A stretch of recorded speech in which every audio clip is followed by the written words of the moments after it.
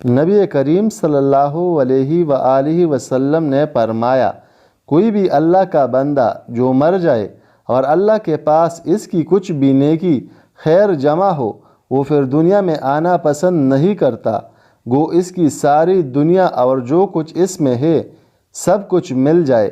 مگر شہید پھر دنیا میں آنا چاہتا ہے کہ جب وہ اللہ تعالیٰ کے یہاں شہادت کی فضیلت انعامات کو دیکھتا ہے تو چاہتا ہے کہ دنیا میں دوبارہ آئے اور پھر اللہ تعالیٰ کے راستے میں قتل ہو۔ نبی کریم صلی اللہ علیہ وآلہ وسلم نے ارشاد فرمایا، میری امت کو قیامت کے دن اس طرح بلایا جائے گا کہ ان کی پیشانیاں اور ان کے پاؤں وضو کے آثار کی وجہ سے چمک رہے ہوں گے۔ رسول اللہ صلی اللہ علیہ وآلہ وسلم نے فرمایا، آدمی جب قبر میں دفن کیا جاتا ہے تو فرشتہ سر کی طرف سے عذاب دینے کے لیے آتا ہے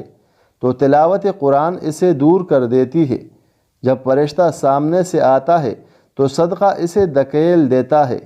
اور جب پاؤں کی طرف سے فرشتہ آتا ہے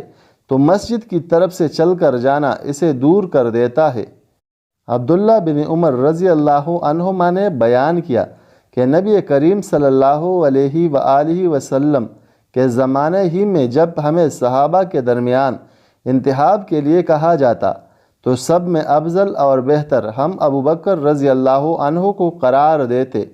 پھر عمر بن خطاب رضی اللہ عنہ کو، اور پھر عثمان بن عفان رضی اللہ عنہ کو۔